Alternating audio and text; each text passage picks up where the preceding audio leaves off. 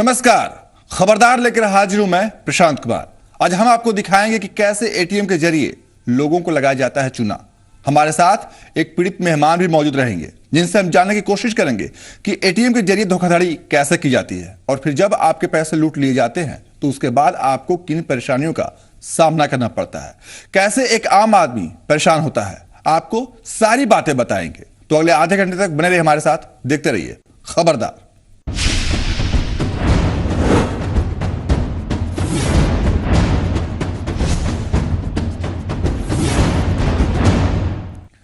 आप भी एटीएम से पैसा निकालते समय पूरी सावधानी बरतें। हम आपको बताते हैं कि किन बातों का ध्यान रखकर ठगों का शिकार होने से आप बच सकते हैं, लेकिन उससे पहले आप ये भी देख लें कि संजीव पांडे के साथ क्या हुआ और उन्हें किन परिस्थितियों का सामना करना पड़ा। संजीव पांडे जब पुलिस के पास जाते हैं तो उन्हें क्या जवाब मिलता है और किस तरह वो परेशान होते हैं, आप भी देखिए। अपना बिहार हुआ सबसे खुशहाल रे। नालंदा के रहने वाले संजीव पांडे ने मुंबई में अपना मुकाम बनाया है।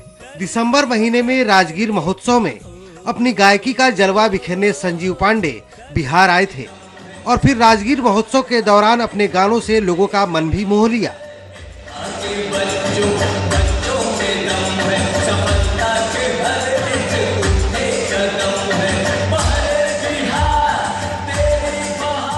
लेकिन तब संजीव पांडे को पता नहीं था कि जो नारे वो लगा रहे हैं वो नारे उन पर भारी पड़ने वाले हैं। संजीव ने मीठापुर के एटीएम से पैसे निकाले और फिर उनके साथ जो हुआ उसका दर्द अब तक नहीं मिट पाया। एटीएम सेंटर से निकलकर जाने के बाद संजीव पांडे के अकाउंट से 36,000 रुपए कट जाने का मैसेज मोबाइल पर आता है। संजीव की नींद उड़ जाती है और फिर अपने संबंधित बैंक को फोन कर मामले की जानकारी भी दी जाती है। मामला पटना का था, लिहाजा वहां एफआईआर कराने की सलाह दी जाती है। 5-6 दिनों तक थाने का चक्कर काटने के बाद संजीव पांडे की शिकायत दर्ज की जाती है, लेकिन संजीव पांडे का आरोप है कि पुलिस का रवैया सहयोग का नहीं रहता। जिस एटीएम सेंटर से संजीव पांडे के साथ धोखाधड़ी होती है, आरोप है कि इस एटीएम सेंटर से अभी तक 100 से ऊपर लोगों के साथ धोखाधड़ी के मामले सामने आ चुके हैं। ऐसा हम नहीं कह रहे, बल्कि संजीव पांडे के साथ पुलिस अधिकारी की बात से ये खुलासा सामने आया है। आप भी सुनिए बातचीत का वो हिस्सा। की पहली घटना नहीं है, 150-200 आदमी से हो चुका है यहाँ पे और हर जगह वीडियो फुटेज में अलग अलग आया हुआ है। लेकिन अलग अलग लेकिन सर उसमें एक ही लड़का मात्र था। अगर 19 तारीख सिर्फ एक ही लड़का था। सवाल है कि जब सब कुछ पता है तो फिर एटीएम सेंटर पर सुरक्षा गार्ड तैनात क्यों नहीं किए गए, या फिर इस एटीएम सेंटर पर कड़ी नजर क्यों नहीं रखी गई। लेकिन इन सवालों के जवाब किसी के पास नहीं है। ब्यूरो रिपोर्ट, जी मीडिया, पटना।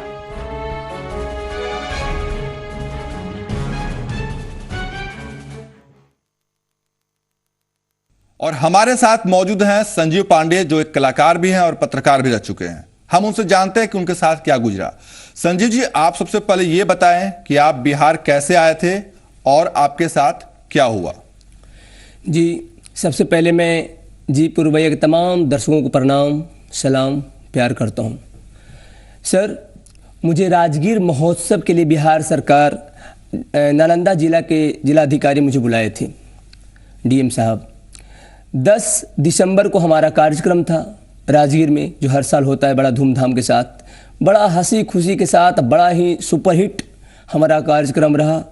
बिहार की जनता, नालंदा के लोग मुझे बहुत सम्मान किए, बहुत प्यार किए। फिर मैं वहाँ से हंसते खाते मैं ही जन्म लिया हूँ। बिहार के पावन भूमि ऐतिहासिक स्थल नालंदा में मेरा जन्म स्थान है।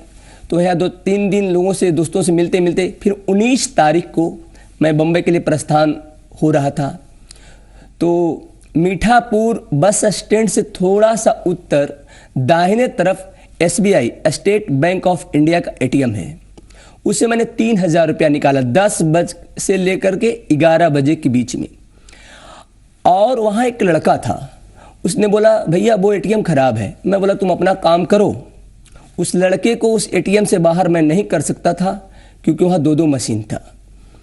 और हालांकि मुझे थोड़ा सा शक हुआ, लेकिन मुझे तत्काल टिकट लेना था, मुझे जल्दी जाना था। वो एटीएम का इतना जर्जर हालत था, बड़ा जर्जर हालत था। कोई गार्ड नहीं, उसमें सारे कूड़े करकट भरे हुए थे, लेकिन मुझे मामूली थोड़ी सी रकम निकालना था। 3,000 रुपया मैंने निकाला। उसके बाद मैं गया, उसके बाद उस दिन पटना में विश्राम किया, यहाँ रहा, दोस्तों से मिला। 20 तारीख को गया और 21 तारीख के मेरे मोबाइल पे मैसेज आता है कि आपके 36,000 रुपया निकाल लिया गया। मैं मोबाइल से ही बैंक में हर अधिकारियों से बात किया। फुल अंत में बॉम्बे पहुंचकर मुझे अपने बैंक, जहां मेरा अकाउंट है सांता क्रूज अकोला में, वहाँ के स्टेट बैंक में गया और वहाँ के मैनेजर से मैं मिला तो बोला कि हाँ, आपके 3,000 निकालने के उसी समय, उसी क्षण 36,000 रुपया निकाल लिया गया। फिर मैं पटना में हमारे जो शिवेंद्र कुमार मेरे मित्र हैं, दोस्त हैं, उनके यहाँ मैं फ़ोन किया। मैं पता लगाया कि ये एटीएम किस थाना में पड़ता है, तो मुझे पता चला कि जक्कनपुर थाना में पड़ता है। फिर वहाँ के थाना प्रभारी से मैं बात किया। इत्तेफाक से मेरे मन में एक बात आया कि मैं पत्रकार रहा हूँ और अच्छा पत्रकारिता समय बाद में 2008 के बाद मैं गाना गाने लगा, लिखने लगा, कई अवार्ड मिले मुझे। तो मेरे मन में आया कि इनका आवाज़ को मैं रख लूँ, एक कोई गुनाह नहीं, नियम है। तो वो आवाज़, उनसे मैं बात कर तो बोला ऐसा 150-200 घटनाएं हो चुका है। तो मैं बोला कि तो आप पकड़े क्यों नहीं? तो बोला कि वहाँ उन्होंने सीधा एटीएम के जो करता धरता है उनके बारे में बोला कि एटीएम हेड को मैंने लेटर लिख दिया हूँ, उन्होंने अब तक कुछ नहीं किया। इसमें उन्होंने तो इतना तक कहा है कि एटीएम हेड माने एटीएम वाले और जो जालसाज है वो दोनों मिली भगत है, पैसा निकालते हैं और अपने आपस में बांटते हैं। उन्होंने इतना तक मुझे कहा है। 1 साल पहले मैं थोड़ा मानसिक खराब, कोई भी 36,000 एक अच्छा, हम जैसे ईमानदार, हम जैसे लोगों को, छोटे लोगों के लिए, मध्य वर्ग के लिए बड़ा पैसा है। बिल्कुल। तो मैं मनु महाराज जो पुलिस कप्तान है, मैं थोड़ा उस वक्त उद्वेग में था, जो हर इंसान के साथ होता है। आप सुनते होंगे किसान लोग आत्महत्या कर रहे हैं, स्टूडेंट अभी आत्महत्या कर लिया, सुन ही रहे हैं।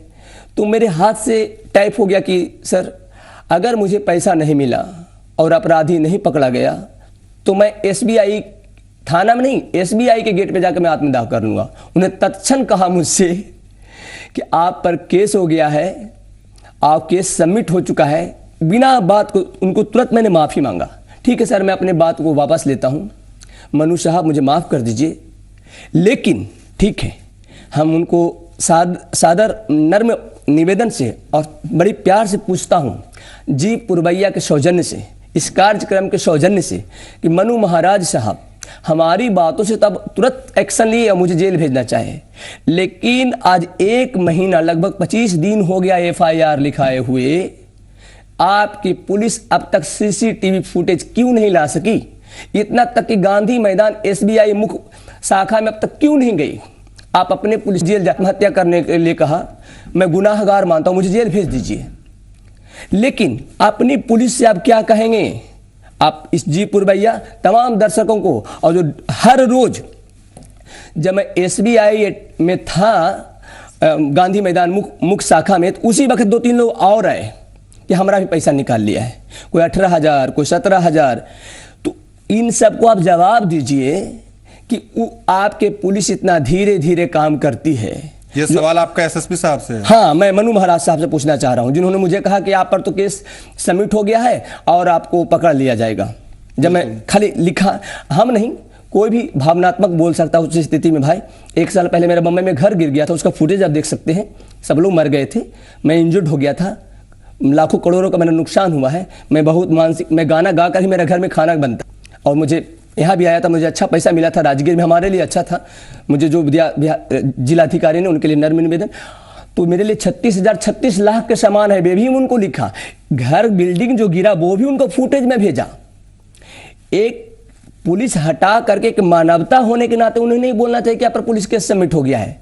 जब हम पर पुलिस केस एक छोटी सी बात के लिए कह सकते हैं, तो आपने उस जक्कनपुर थाना जो अब तक CCTV फुटेज मुझे नहीं दे सका, उसे आप क्या कहेंगे? मैं पूछता हूं कप्तान महोदय से। आप ये बताइए कि आप जक्कनपुर थाने जाकर मिले हैं, पुलिस अधिकारी से बात कीजिए, आपके केस की जांच कर रहे हैं। अब आपको वो बातचीत भी सुनाते हैं जिसमें संजीव पांडे उस पुलिस अधिकारी से बात करते हैं जो उनके केस की जांच कर रहा था। आप भी सुनिए फोन रिकॉर्डिंग। हेलो, जक्कनपुर थाना प्रभारी साहब बोल रहे हैं? जी जी नमस्कार, मैं मुंबई से संजीव पांडे बोल रहा हूँ सर। बोलिए संजीव जी। मुझे बिहार सरकार राजगीर महोत्सव में बुलाई थी सर।